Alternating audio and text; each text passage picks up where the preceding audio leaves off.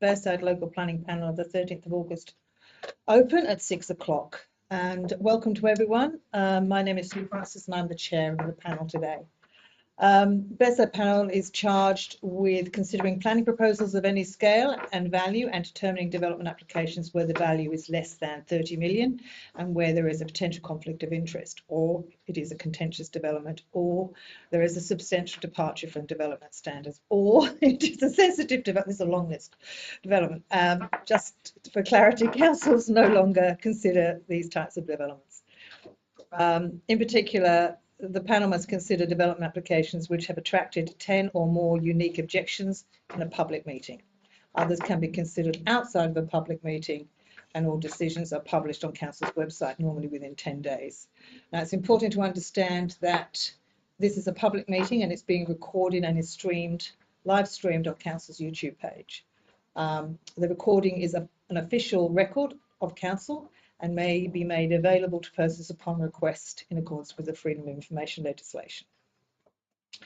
Now, applicants are members of the public that have registered to speak, and we do have some registered speakers tonight. They can either speak in person, and we have them all in the chambers today, or online. No online today, as far as I'm aware, unless I'm told otherwise.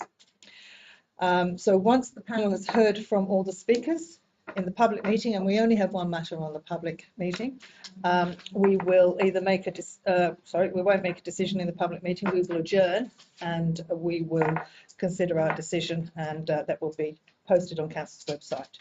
So before we commence, I'd like to have the panel members introduce themselves. So, Tony.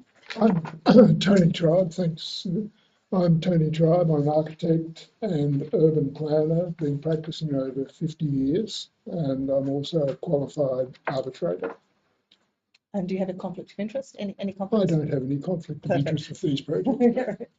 Corinne Elias, I am the community representative and I do not have any conflict of interest. Thank you, Chair. My name is Wayne Carter. I'm an engineer. I've got a long career in local government and state government, in engineering and associated areas, and I have no conflicts of interest to declare tonight. And just to repeat, my name is Sue Francis, and I have no conflicts of interest. So what I would like to do now is to acknowledge the traditional custodians, the Gadigal and Bidjigal people of the Eora Nation, and pay respects to elders past, present and emerging. The people of the Eora Nation, their spirits and ancestors will always remain with our waterways and the land, our Mother Earth. We have no apologies, and we've just heard we've got no disclosures of interest. So just for administrative purposes, I can confirm that the local planning panel noted the minutes of the Bayside local planning panel held on the 11th of June and 23rd of July, and note that they've been confirmed as a true record of proceedings by the chairman of that meeting. The first and only item we have in relation to the public meeting is a development application on 1 to 3 Fremlin Street, Botany, in relation to the park there, the upgrades to the park. Now, I have here Jonathan Joseph. Yep, I thought I saw you come in. Who's the consultant planner who's prepared the report. You're available to ask questions, I imagine, if we have any questions to ask. Okay, thank you very much. So, with that being the case, panel members, any questions or queries you might have of Mr. Joseph? Well, I mean, one of the things that became apparent to us on site was that the existing amenity building will be removed, and the application does not mention what will be made to replace the facilities at all. Could you just elaborate on that, please? So and sorry, since we are recording, you might need to come forward and speak here. Sorry. No. Should have said that beforehand.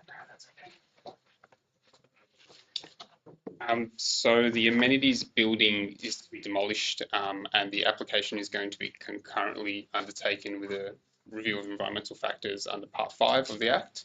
So the amenities building is being demolished, and a new amenities building is going to be constructed just to the south of the site. The reason the two are separate is because the part of the site where this application is proposed is heritage listed. So we couldn't do that under Part 5 of the Act, so we had to separate the two. So there's no immediate plans for any temporary structures. Both the subject site and the land to the south are to be redeveloped concurrently. And so theoretically, once the amenities building is demolished, a new one will be constructed shortly after in accordance with the REF.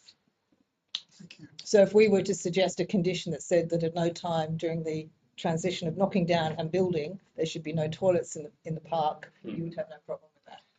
Well, it would be difficult. We could temporary. We could provide temporary toilets. Yeah, I was going to say, I think what the panel was concerned about is knocking down and building. They don't always happen at the same time. Yeah, I understand there's a concurrent process, but the physical build is a different story. Yeah, no, of course. So if there's a temporary requirement, I think that would be fine. Yeah. Thank you.